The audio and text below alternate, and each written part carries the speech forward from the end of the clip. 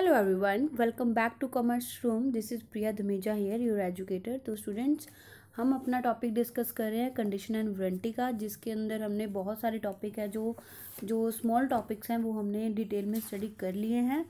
तो हमारा टॉपिक है जो अभी कंटिन्यू होगा इम्पाइल्ड कंडीशन एंड वारंटी का। एक्सप्रेस क्या होती है, इम्पाइल्ड क्या होती है, ये आपको बता दिया था। इम्पाइल्ड कंडीशन में 5 से 7 पॉइंट हैं, वो हम 1 बाय 1 डिस्कस किया है हमने। चलिए फर्दर बात करते हैं condition as to the merchantability. I hope आपने पिछले वाले लेसन्स को अच्छे से देख लिया, समझ लिया और चैनल को भी सब्सक्राइब कर दिया है। तो चलिए शुरू करते हैं हमारी आज की क्लास हमारे कंटिन्यू टॉपिक के साथ। हमारा टॉपिक नया नहीं है, वही चल रहा है हमारा, ठीक है। तो इम्पाइल्ड कंडीशन है ये कि जो आपका कॉन्ट्रैक्ट ऑफ सेल है, इसमें जो गुड्स हैं वो मर्चेंटाइबिलिटी होनी चाहिए।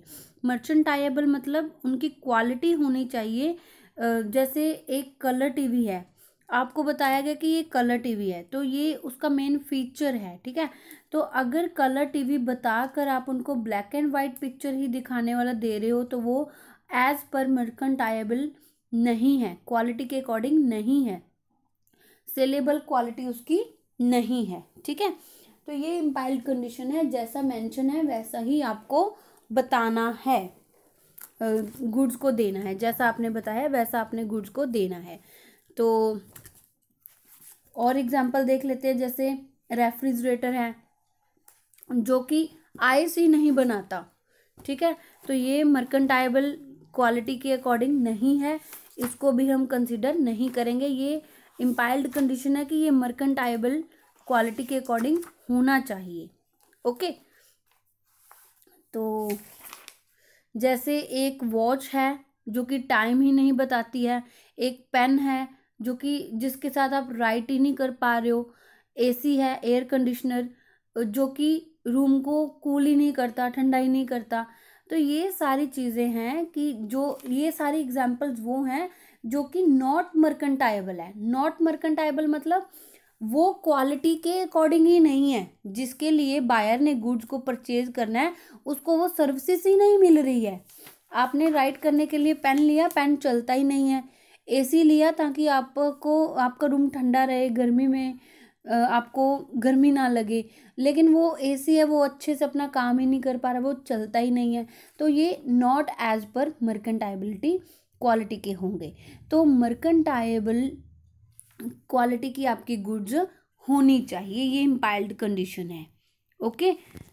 तो इसका मतलब ये नहीं है कि ये जो आपकी क्वालिटी है, गुड्स की क्वालिटी, वो फर्स्ट मानी जाएगी। गुड्स अनमर्केंटाइबल भी हो सकते हैं, not only because of some defect in their physical condition. Physical condition में डिफेक्ट के कारण वो अनमर्केंटाइबल नहीं हो सकते, बल्कि और भी कुछ ऐसी सिचुएशंस है जहाँ पे वो अनमर्केंटाइबल कंसिडर किए जाएंगे। जैसे आपने किसी ट्रेडमार्क को इन्फ्रिंज किया, इन्फ्रिंज ऑफ ट्रेडमार्क की एग्जांपल के साथ हमने पिछले वाले पॉइंट्स में बहुत अच्छे से डिस्कस किया है, ठीक है। तो उसको यूज़ करने से कुछ सीरियस इंजरी हो गई है किसी को, ठीक है, और वो जो गुड्स हैं वो अनफिट है यूज़ के लिए, उसको अच्छे से यूज़ ही नहीं किया जा सकता। तो ये सारी चीज़ें भी हैं जो वो अनमर्केंटाइबल सिचुएशन में आती हैं। कहने का मतलब आपकी जो गुड्स की क्वालिटी है वो फिजिकली डिफेक्ट है, उसमें कुछ ना कुछ प्रॉब्लम है, या आपने किसी भी ट्रेडमार्क को इन्फ्रिंज किया, जिसका ट्रेडमार्क है उसको उसकी अथॉरिटी के बिना आपने उसको यूज़ किया, आपकी गुड्स अनफिट हैं, आपकी गुड्स के कारण किसी को सीरियस इंजरी हो रही है, डेंजर है। तो ये सारी चीज़ें हैं जो आपकी अनमर्केंटाइबल मीनिंग में आ जाती हैं, ठीक है।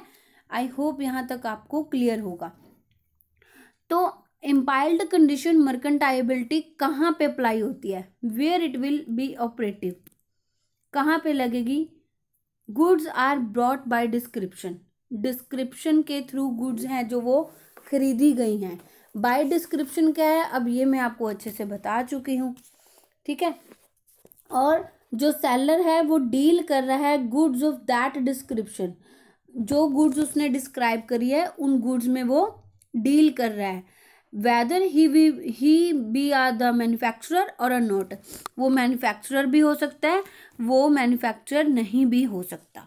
ठीक है, तो मर्केंटाइलेबल क्वालिटी का जो डेफिनेशन है वो इस एक्ट में नहीं बताई गई है, लेकिन इसका मीनिंग क्या है, goods of such a quality, ऐसी गुड्स की quality, and in such a condition that man of a ordinary prudence would accept them as a goods of that description. एक आम बंदा जो गुड्स को लेने गया है, जो उसकी ज़रूरत के अकॉर्डिंग उसको चीज़ चाहिए थी वैसा उसको बताकर गुड्स को दिया गया है, वो क्या है, वो आपकी मर्केंटाइलेबल क्वालिटी है। अदर वर्ड्स में हम क्या कह सकते हैं, means a goods are saleable in the market, goods हैं जो वो सेलेबल है मार्केट में, under the name and the description by which they are purchased, जैसा उन्होंने खरीदा है वैसी डिस्क्रिप्शन के अकॉर्डिंग वो गुड्स सेलेबल है मार्केट में। तो मर्केंटाइलेबल टर्म का क्या मीनिंग है, कमर्शियली सेलेबल, आपकी जो गुड्स हैं वो कमर्शियली सेलेबल होनी चाहिए। जो बल्ब है वो लाइट ही नहीं देता, वॉच है वो टाइम ही नहीं बता रही है, ठीक है, एक बकेट है जिसमें पानी ही नहीं भरा जा सकता, ये मर्केंटाइलेबल क्वालिटी की गुड्स नहीं हो सकती हैं। ओके, द गुड्स में become unmerchantable due to the infringement of trademark and unfit to use. और ये तो आपको फिजिकल डिफेक्टिव के बारे में बताया ना कि गुड्स हैं जो वो फिजिकली डिफेक्ट है तो उसके कारण भी वो अनमर्केंटाइलेबल होएगी, और जो गुड्स हैं अगर आप ट्रेडमार्क को भी इन्फ्रिंज कर रहे हो तभी भी वो अनमर्केंटाइलेबल मानी जाएगी, और वो अनफिट टू यूज है तभी भी वो अनमर्केंटाइलेबल मानी जाएगी। ओके, जैसे इस केस में आपको क्या बताया गया है, एक्स ने एग्री किया वाई को सेल करने के लिए मोटर हॉर्न्स बाय डिस्क्रिप्शन, उसने बताया है, ठीक है, जो गुड्स हैं वो डिलीवर कर दी इन इंस्टॉलमेंट, जो एक्स है उसने फर्स्ट इंस्टॉलमेंट तो एक्सेप्ट कर लिया, सेकंड इंस्टॉलमेंट जो है वो पैकेज जो है वो बैड क्वालिटी का है, डैमेज्ड है, तो वहाँ पर एक्स है जो वो पूरा का पूरा सेकंड इंस्टॉलमेंट को लेने से मना कर सकता है। क्यों? क्योंकि यहाँ पे जो इम्पाइल्ड कंडीशन है मर्केंटाइलेबल क्वालिटी की वो टूट रही है, not of the saleable quality. जो बाकी के सेकंड इंस्टॉलमेंट के हॉर्न्स उसको प्रोवाइड किए गए हैं वो मर्केंटाइलेबल क्वालिटी के नहीं है, इसलिए वो उसको लेने से मना कर सकता है। ओके, आई होप यहाँ तक आपको क्लियर होगा। अभी आगे वाले केस में क्या है कि एक्स ने एक बॉटल है मांगी है वाई शॉपकीपर से, स्टोन्स जिंजर वाइन मांगी है उसने, और वाई के पास लाइसेंस भी है वाइन को सेल करने का, ठीक है, चलो ओके। तो जब उसने बॉटल को ओपन किया उसकी नेक जो है उसके लिड के कारण जिसके साथ बॉटल बंद की गई थी उसकी नेक है जो वो वहाँ पे लग गई जाके और वो इंजर्ड हो गया, तो वहाँ पे उसको नुकसान हो गया, सीरियस इंजरी होगी उसको। तो ये जो डैमेजेस हैं, X was entitle to damages as bottle was not of the merchantable quality, bottle जो है मर्केंटाइलेबल क्वालिटी की नहीं थी तो इस कारण वो वहाँ से डैमेजेस क्लेम कर सकता है। ओके, आई होप यहाँ तक आपको क्लियर होगा। एक और एग्जांपल दी हुई है आपको, केस दिया हुआ केस स्टडी, जैसे का हाउस वाइफ है, उसने कुछ ऑर्डर किया coal from the coal dealer, उसने कुछ कोल मंगवाया, तो जो उसने डीलर ने कोल सप्लाई कर दिया, लेकिन उसके कारण उसको जो है काफ़ी ज़्यादा नुकसान हो गया, क्योंकि उसमें जो है जो उसका कोल था वो एक्सप्लोसिव मैटर का था, ठीक है, वो रिएक्ट कर गया, उसके कारण क्या हुआ, उसको नुकसान हो गया, ठीक है, जैसे विस्फोटक होता है ना वो कर गया, तो उसकी वजह से जो भी उसको डैमेज हुए हैं वो वहाँ से क्लेम कर सकते हैं, क्योंकि जो गुड्स थी वो अनमर्केंटाइलेबल क्वालिटी की थी, ठीक है, एक्सप्लोसिव मटेरियल था उसमें, तो जो उसके लिए कौन लायबल होगा, उसके लिए डीलर लायबल होगा। ठीक है, आई होप यहाँ तक आपको क्लियर होगा। ओके, तो आगे बात कर लेते हैं। ये तो मर्केंटाइलेबल और अनमर्केंटाइलेबल की सिचुएशन थी, लेकिन कुछ एक्सेप्शंस भी हैं। एक्सेप्शंस कहाँ पे है? एक्सेप्शंस हैं जहाँ पे आपका जो बायर है वो गुड्स को एग्जामिन कर लेता है, तो फिर वहाँ पर ये हमारा जो सेलर है वो लायबल नहीं माना जाएगा, इम्पाइल्ड कंडीशन ब्रीच नहीं मानी जाएगी। कहाँ पे? जहाँ पे बायर ने क्या किया, गुड्स को एग्जामिन कर लिया। Where the buyer has examined the goods, the impiled condition as regards defect will not apply provided the examination would reveal such defects. In case buyer examined the goods casually and does not examine at all in spite of the fact that he was given a fair opportunity. मैं आपको बताती हूँ, देखो क्या कह रहे हैं कि जहाँ पर ना बायर ने क्या किया कि गुड्स को अच्छे से देखा, दो तरह के डिफेक्ट माने जाते हैं, ठीक है। एक तो हो गया आपका पेटेंट और दूसरा हो गया आपका लेटेंट, ठीक है। पेटेंट वो हो गया which can be found on the examination by a person of a ordinary intelligence with exercise of a due care. आप अच्छे से इंटेलिजेंसी के साथ उसको एग्जामिन कर रहे हो, उसको आप देख सकते हो, ढूंढ सकते हो, ये प्रेजेंट भी है और विजिबल भी है, इसको आपने फाइंड कर लिया। और लेटेंट कौन सा होता है? जिसको डिस्कवर नहीं किया जा सकता बाय द एग्जामिनेशन, जो रिवील नहीं हो पा रहे हैं। तो दोनों केसेस में पेटेंट और लेटेंट, देखो अगर आपका जो बायर है डिफेक्ट को ढूंढ लेता है एग्जामिन करने के बाद, तभी भी वो गुड्स को लेके जा रहा है, उस केस में सेलर रिस्पॉन्सिबल नहीं होगा, सेलर लायबल नहीं होगा। अगर एग्जामिनेशन के बाद उसको डिफेक्ट मिला ही नहीं, उसने अच्छे से एग्जामिन किया, वो डिस्कवर नहीं कर पा रहा, लेटेंट डिफेक्ट है। लेटेंट डिफेक्ट का क्या मतलब है कि वो प्रेजेंट तो है बट वो विजिबल नहीं है, उसको दिखाई ही नहीं दिया, तो वहां पर जो आपका सेलर है वो माना जाएगा कि वो रिस्पॉन्सिबल है, ठीक है। तो पेटेंट डिफेक्ट वो हो गए जो कि फाउंड किए जा सकते हैं एग्जामिनेशन से विद द ड्यू केयर, और लेटेंट डिफेक्ट कौन से हो गए? Which cannot be discovered, इस एग्जामिनेशन से वो डिफेक्ट डिस्कवर नहीं किए जा सकते। तो implied condition on seller's part that the goods are free from the latent defect, तो जो आपकी गुड्स हैं वो लेटेंट डिफेक्ट से फ्री है। पेटेंट डिफेक्ट से क्या हुआ कि अपॉर्चुनिटी मिली, opportunity is afforded to the buyer to examine the goods but the buyer makes only casual examination, उसको मौका दिया गया था कि वो अच्छे से गुड्स को देख ले, जांच ले, लेकिन उसने थोड़ा बहुत देखा, अच्छे से नहीं देखा। तो ये जो एग्जामिनेशन है, ठीक है, वहां पर सेलर जो आपका लायबल नहीं होगा, seller would not liable for the defects which such examination और टू हैव रिवील्ड, जो एग्जामिनेशन से रिवील्ड हो सकता है वहां पर जो आपका सेलर है वो लायबल नहीं होगा, ठीक है। आई होप यहाँ तक आपको क्लियर होगा। defect of a latent nature that could not be discovered by the examination, then the seller would be liable for the damages which arise due to the latent defect. जो latent defect के कारण arise हुई है, सिर्फ और सिर्फ seller उसके लिए रिस्पॉन्सिबल होगा, पेटेंट डिफेक्ट के लिए नहीं होगा। पेटेंट के लिए नहीं होगा, लेटेंट के लिए होगा, क्योंकि पेटेंट में उसको बायर को मौका दिया गया था, लेकिन वो उसने नेग्लिजेंस के कारण वो नहीं देख पाया कि उसमें क्या डिफेक्ट है, गुड्स में क्या नहीं है। तो वो अगर ड्यू केयर के साथ देखता तो उसको मिल जाता, तो वहाँ पे अगर वो गुड्स को लेके जा रहा है तो वहाँ पर सेलर रिस्पॉन्सिबल नहीं होगा। ओके, आई होप यहाँ तक आपको क्लियर होगा। चलो, ये केस स्टडी है। केस स्टडी में क्या बताया गया आपको?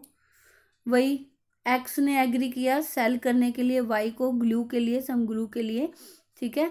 तो वो क्या किया कि गुड्स जो हैं वो वेयर हाउस में थी एक्स के, ठीक है, एक्स के वेयर हाउस में थी। X took Y to his warehouse, X Y को अपने वेयर हाउस में ले गया, but Y being pressed for time didn't have the casks open. Y के पास टाइम की शॉर्टेज के कारण उसने उसको खोल के नहीं देखा, तो बाद में पता चला कि ग्लू में कुछ डिफेक्ट था जो कि रिवील हो सकता था अगर वाई अच्छे से उसको देखता तो रिवील हो सकता था। उसने एक्स ने तो उसको मौका दिया था ना, लेकिन टाइम की शॉर्टेज के कारण उसने खुद ही नहीं देखा। तो वहां पर हमारा जो कौन है, वाई अगर कुछ डैमेजेस क्लेम करता है ये कहकर कि एक्स ने इम्पायर्ड कंडीशन को ब्रीच किया है, तो ऐसा नहीं होगा, क्योंकि यहाँ पर कोई भी इम्पायर्ड कंडीशन ब्रीच नहीं हुई है। इम्पायर्ड कंडीशन मर्केंटाइबिलिटी नहीं है, क्योंकि ये एक्सेप्शनल केस में आ जाती है। बिकॉज एक्स ने ऑफर दिया था वाई को, मौका दिया था वाई को कि वो अच्छे से जांच ले, देख ले, परख ले, लेकिन उसने अपनी नेग्लिजेंस के कारण, ड्यू केयर के साथ उसने नहीं किया, इंटेलिजेंस के साथ उसने एग्जामिन नहीं किया, तो वाई यहाँ पर कुछ भी क्लेम नहीं कर सकता, एक्स रिस्पॉन्सिबल नहीं होगा। ओके, क्योंकि यहाँ पर डिफेक्ट कौन सा था, यहाँ पर डिफेक्ट पेटेंट था। ओके, आई होप यहाँ तक आपको क्लियर होगा। नेक्स्ट है condition as to the wholesomeness. Impiled condition as to the wholesomeness applies with regard to the contract of sale of E-tables and provisions. E-table goods के लिए ये लगती है।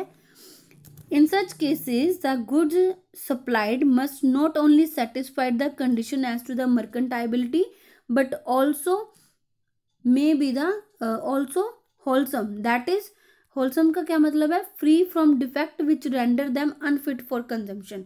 ऐसे डिफेक्ट से वो फ्री होनी चाहिए जो कि उसको अनफिट करती है कंजम्पशन के लिए। कंज्यूम करके अगर कोई पर्सन आपने जो गुड्स प्रोवाइड करी हैं, अगर कोई पर्सन को कुछ प्रॉब्लम हो जाती है, ठीक है, तो वो आपको वहाँ पे रिस्पॉन्सिबल माना जाएगा कि आपने कंडीशन को तोड़ा है, क्योंकि जो गुड्स हैं वो मर्केंटाइबिलिटी के साथ साथ फिट होनी चाहिए यूज पर्पज के लिए।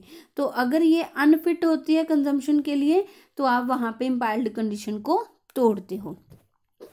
अब इस केस में आपको क्या बताया गया है, वाई ने मिल्क लिया, एक्स ने मिल्क लिया वाई से, जो कि डायरी ओनर है। मिल्क में कुछ ऐसे जर्म्स है जो कि टाइफाइड फीवर के थे।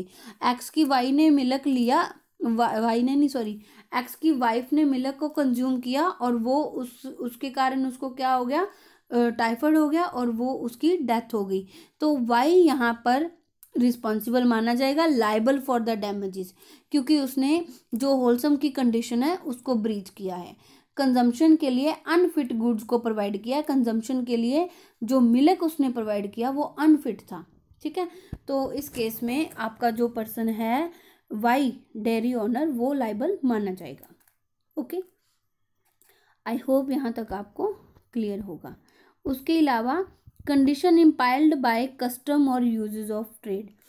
तो कुछ कंडीशंस ऐसी होती हैं जैसे क्वालिटी और फिटनेस पर्पस के कारण, जैसा कि व्यापार में बताया गया हो, ठीक है, उसके अकॉर्डिंग हमें कुछ कंडीशंस जो आती है अकॉर्डिंग टू द ट्रेड, जो ट्रेड प्रथा है, ट्रेड चलन है, उसके अकॉर्डिंग जो भी कंडीशंस होंगी वो हमें यहाँ पे कंसिडर करनी होती है, जो कि इम्पायर्ड कंडीशन होती है for the purpose of quality and fitness.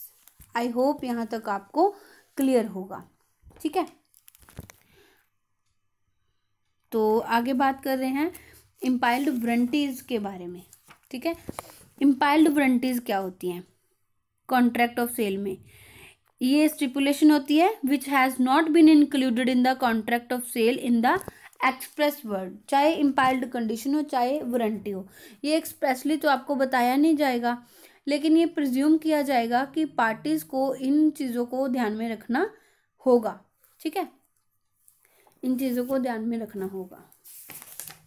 तो सबसे पहले हमारे पास आ जाती है इम्पायर्ड वारंटी क्वाइट पोजेशन की, free from encumbrances, disclosure of dangerous nature of goods as quality और फिटनेस के रिगार्डिंग कुछ वारंटीज के बारे में आपको बताया गया है। ओके, तो क्वाइट पोजेशन में आपको क्या बताया गया है?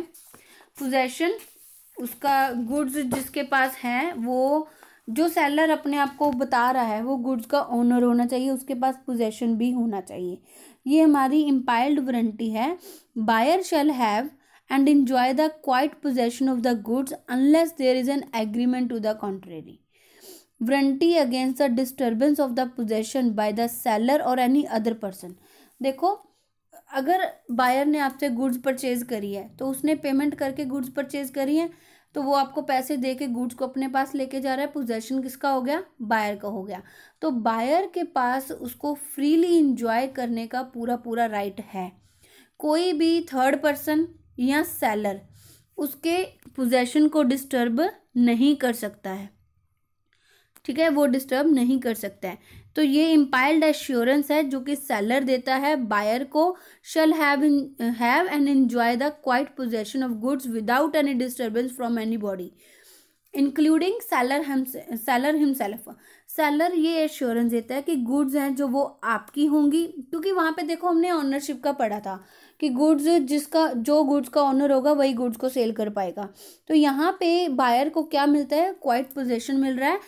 एश्योरेंस देता है सेलर इस चीज़ को कि तुम्हारे पोजेशन को कोई भी डिस्टर्ब नहीं करेगा, इवन मैं भी गुड्स को आके वापस तुमसे क्लेम नहीं करूँगा कि मुझे मेरी गुड्स वापस करो, ठीक है। एक बार गुड्स सेल हो गई, चाहे उसके बाद सेलर खुद भी चाहे तो उन गुड्स को वापस नहीं ले सकता है, ओके, नहीं ले सकता किसी भी थर्ड पार्टी की ओर से, और या उसकी ओर से कुछ भी डिस्टर्बेंस उसको नहीं होगी। किसको? बायर को।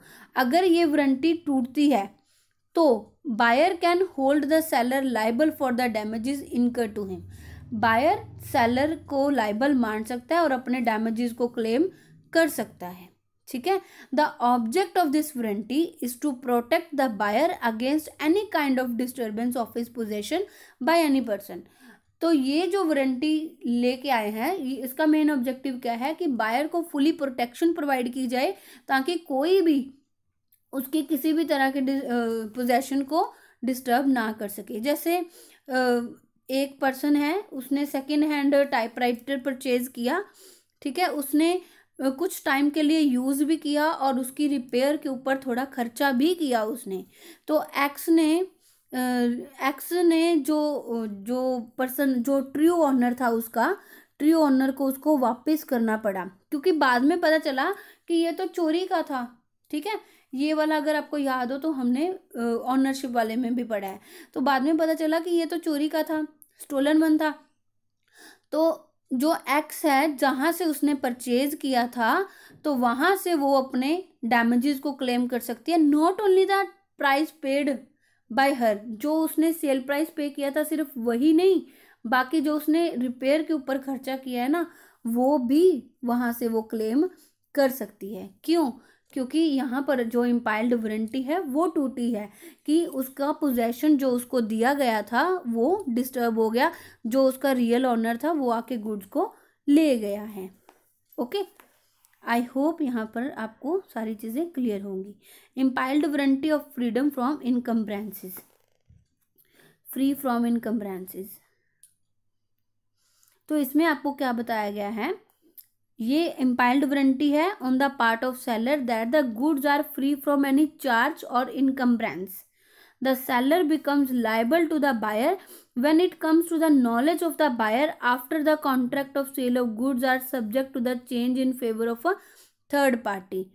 ये पहले देखो, पहले ना हम इनकम्ब्रेंसेस चार्ज, कोई थर्ड पर्सन है वो उस खुद को गुड्स का अपना ऑनर बता रहा है, तो उस चीज़ के बारे में बात करें। जैसे एग्जाम्पल से क्लियर होगा, एक्स ने प्लेज किया अपना सोफ़ा वाई को, लोन लिया उसने 1000 रुपीज़ का, और एक्स ने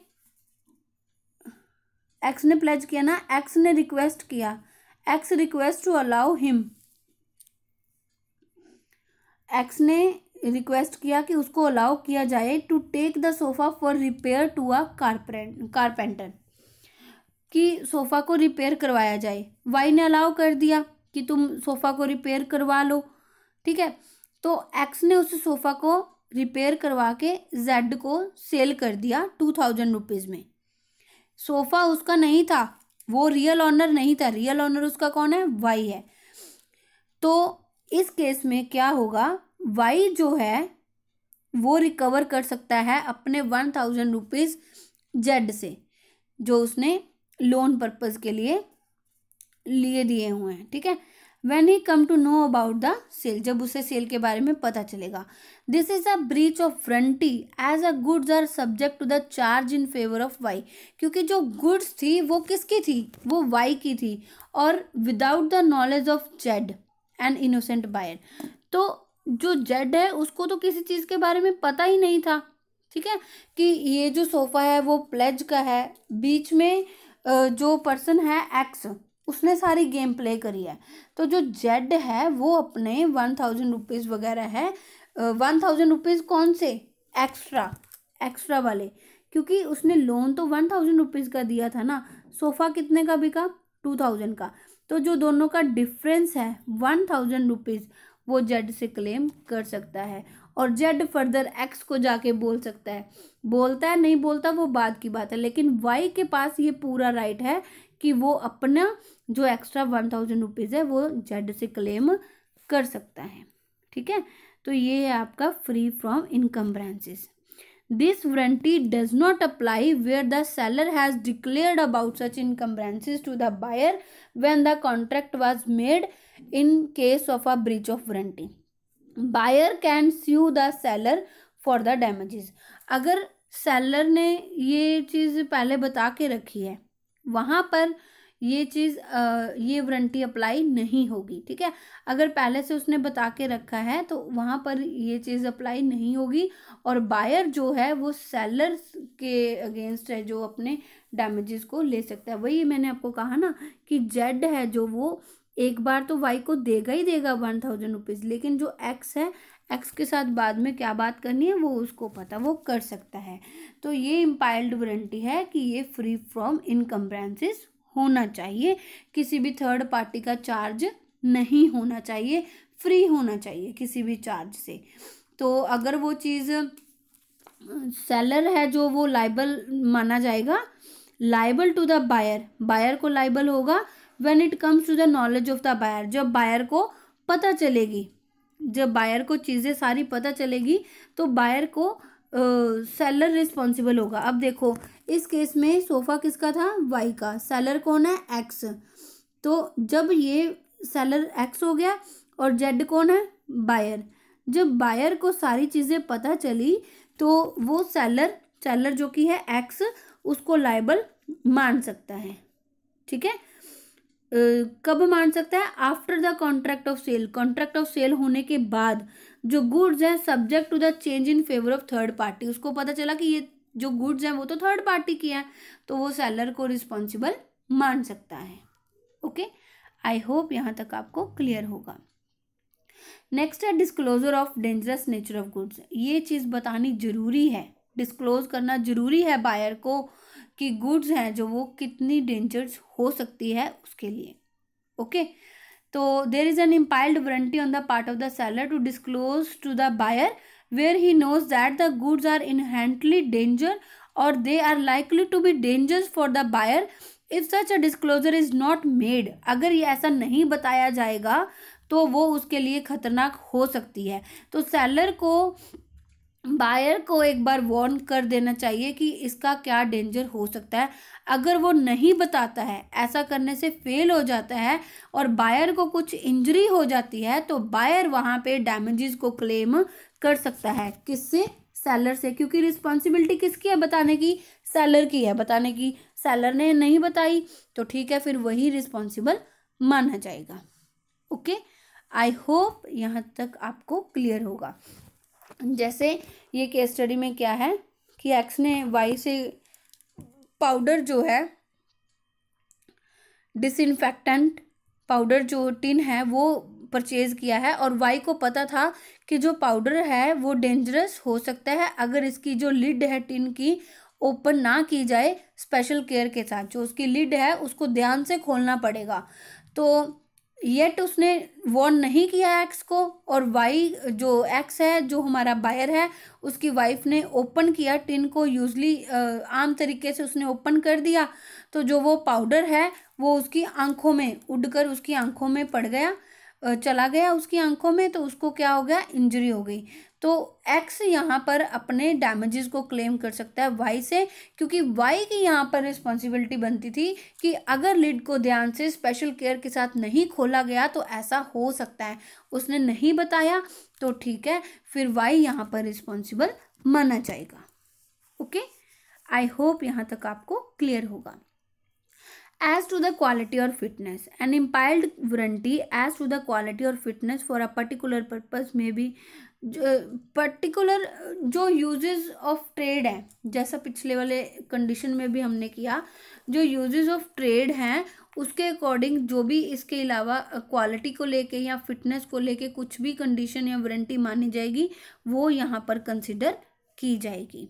ओके, तो एग्जाम्पल में आपको क्या बताया गया है, if there is a usages that the seller of a cloth has to pay damages in case of the colour of the cloth is faded within a week. ये हमारे trade का rule है, ये uses है कि seller को कपड़े के पैसे पे करने पड़ेंगे अगर विद इन 1 वीक वो कपड़ा जो है कलर उसका फेड हो गया। तो हर एक सेलर को, every seller of the cloth is bounded by this warranty, तो हर एक सेलर जो है इस वारंटी के साथ बाउंड है, उनको ये चीज़ माननी ही पड़ेगी कि अगर within 1 week colour fade हो जाता है तो वो उनको पे करेंगे। ठीक है, so this was all about your implied condition and warranties. Okay, तो एक ये टॉपिक है आपका कैविट एम्पटर का। कैविट एम्पटर क्या है, इसमें let the buyer beware, buyer को है खुद से अपनी मतलब चीज़ों को ध्यान से देखने का मौका दिया जाए और बायर खुद ही रिस्पॉन्सिबल होगा, बायर की नॉलेज होगी। It implies that buyer should buy the goods by making the use of his skill and judgment. Buyer जो है गुड्स को परचेज करे अपनी स्किल अपनी जजमेंट के बेसिस पे। He should examine the goods carefully, उसको अपनी गुड्स को केयरफुली एग्जामिन करना चाहिए, because seller is not bound to disclose the truth. Seller bound नहीं है कि वो हर टाइम पे ट्रूथ बताता रहे गुड्स के बारे में जो उसने बेचनी है। तो बायर अगर किसी केस में डिपेंड करता है अपॉन हिज ऑन जजमेंट, अपनी जजमेंट के ऊपर, goods turn out to be defective, goods उस केस में डिफेक्टिव होती है और अनसुटेबल होती है पर्पस के लिए, which they brought, he can not hold the seller liable, वहां पर वो सेलर को लाइबल नहीं मान सकता। तो ये डॉक्ट्राइन आपको कैविट एम्पटर का बताता है कि बायर जो है अपनी स्किल अपनी जजमेंट के बेसिस पे गुड्स को परचेज करता है तो वहां पर वो सेलर को रिस्पॉन्सिबल नहीं मान सकता है। Okay, so this was all about your caveat emptor and condition and warranty. तो क्या कहा गया है, आपको कुछ कंडीशन सेटिस्फाइड करनी है, जैसे कि अगर buyer had made known to the seller the purpose of the purchase, अगर सेलर ने बायर ने बता दिया है सेलर को कि मेरा पर्पस क्या है, कि मैं गुड्स को क्यों परचेज करना चाहता हूँ, ठीक है, तो उस केस में ये वाला डॉक्ट्राइन नहीं लगेगा।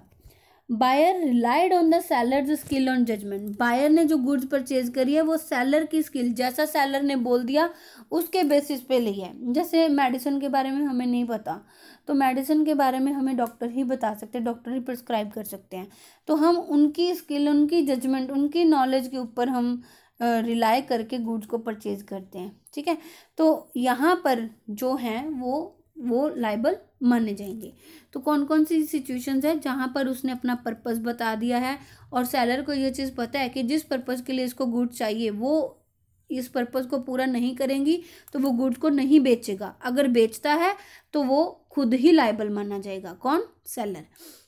जो बायर है वो सेलर की स्किल और जजमेंट के ऊपर डिपेंड कर रहा है और सेलर का बिजनेस है supply of that goods that description, कि गुड्स बायर का बिजनेस ही है, सेलर का बिजनेस ही ऐसा है कि गुड्स जो भी सेल करनी है वो डिस्क्रिप्शन वाली ही करनी है, बता कर करनी है। ठीक है, तो यहाँ पर जो है वो कैविट एम्पटर का नहीं लगेगा। तो क्या बताया गया है आपको कैविट एम्पटर में It infers that the seller is not bound to supply the goods which possess a particular quality or which should be suitable for any particular purpose. It is a duty of the buyer to choose the goods according to his requirement. ये buyer की duty है कि जो चीज़ें उसको चाहिए वो अपनी रिक्वायरमेंट के अकॉर्डिंग गुड्स को चूज करें, सेलर के पीछे ना जाए. अगर वो सेलर के पीछे जाता है, उसकी स्किल के ऊपर, उसकी जजमेंट के ऊपर डिपेंड करता है, तो उस केस में कैविटेम्पटर नहीं लगेगा. ओके, तो कहाँ पर लगता है कैविटेम्पटर? कैविटेम्पटर लगता है buyer should be careful in the selection of the goods. Buyer खुद ही गुड्स की सिलेक्शन कर रहा है carefully. Buyer can not hold seller responsible. Seller responsible नहीं मान सकता बायर अगर उसने गुड्स जो हैं वो खुद सिलेक्ट करी हैं और जो सिलेक्ट करी है वो फेल हो गई है for the purpose, for the purpose, जिस पर्पज़ के लिए उसको गुड्स चाहिए थी उस पर्पज़ के लिए वो गुड्स फेल हो चुकी हैं, वो पर्पज़ पूरा नहीं हो रहा है, तो वहाँ पर जो हमारा है कैविटेम्पटर अप्लाई हो गया. कैविटेम्पटर मतलब let the buyer be aware. जो चीज़ उसके लिए सही है, जो चीज़ उसके लिए गलत है, उसको खुद ही डिसाइड करने दो. ओके. जैसे ए ने सोल्ड किया पिग्स को बी को, ठीक है, तो जो पिग्स थी being infected cause typhoid to the other healthy pigs of the buyer. जो पिग्स थी वो उनको वो इन्फेक्टेड थी, टाइफाइड था, तो उसके कारण बायर के बाकी पिग्स भी क्या हो गए, इन्फेक्टेड हो गए. तो it was held that the seller was not bound to disclose that the pigs were unhealthy. जो सेलर है वो बाउंड नहीं है इसको डिस्क्लोज करने के लिए कि उसके पिग्स है जो वो अनहेल्थी है, ये बायर को पूछना पड़ेगा. तो रूल जो है वो कैविटेम्पटर का ये कहता है. ओके, नेक्स्ट क्या बताया गया आपको? एक्स ने परचेज किया horse from the Y. X needed the horse for riding. Riding के लिए उसको चाहिए था, but he didn't mention this fact to the Y.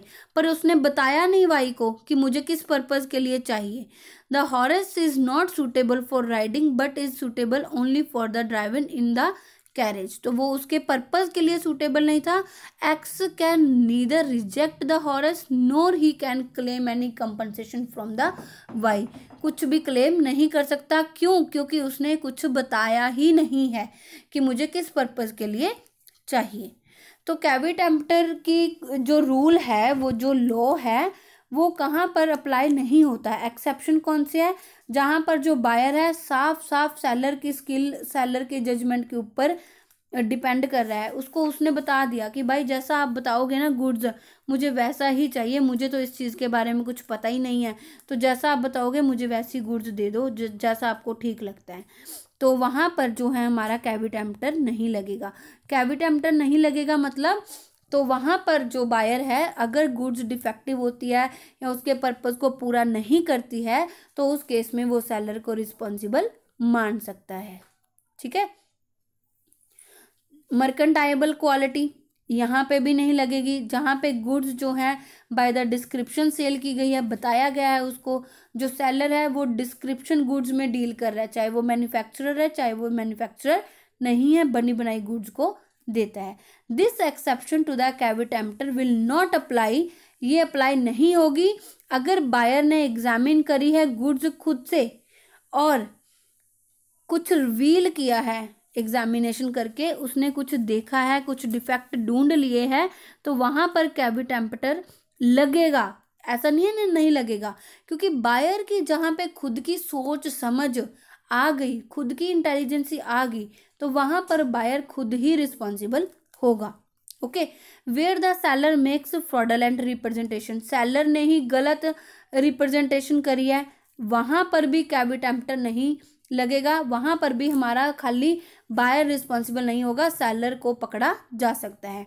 Uses of the trade, trade क्या कहते हैं अकॉर्डिंग टू द क्वालिटी और फिटनेस, ट्रेड प्रैक्टिसेस क्या कहते हैं आपके, वहां पर कैविटेम्पटर नहीं लगेगा. Goods purchase under the patent और ब्रांड नेम, ठीक है, वहां पर भी नहीं लगेगा. Goods sold by description, goods sale by sample, goods by sample as well as by description. दोनों ही केसेस में ये सेल हो चाहे सैंपल हो चाहे डिस्क्रिप्शन हो, दोनों ही केसेस में कैविट एम्पटर नहीं लगेगा। मतलब कि जो बायर ने अपनी मर्जी से, अपनी सोच समझ से, अपनी बुद्धि से परचेज करी हैं, उसके लिए बायर रिस्पॉन्सिबल होगा। अगर उसने सेलर के पॉइंट को, सेलर ने जो बताया उसको कुछ भी थोड़ा सा भी कंसीडर किया है, तो उस केस में सेलर रिस्पॉन्सिबल माना जाएगा। सो this was all about your chapter condition and warranty. तो नेक्स्ट हम टॉपिक अपना डिस्कस करेंगे आपके सिलेबस के अकॉर्डिंग जो बनता है, that is transfer of ownership. तो स्टूडेंट्स, आई होप मेरे लेसन्स आपको अच्छे लग रहे हैं, थोड़ी बहुत भी आपकी हेल्प कर रहे हैं, तो चैनल को सब्सक्राइब करना मत भूलिए, शेयर करना मत भूलिए। Keep supporting guys for my motivation.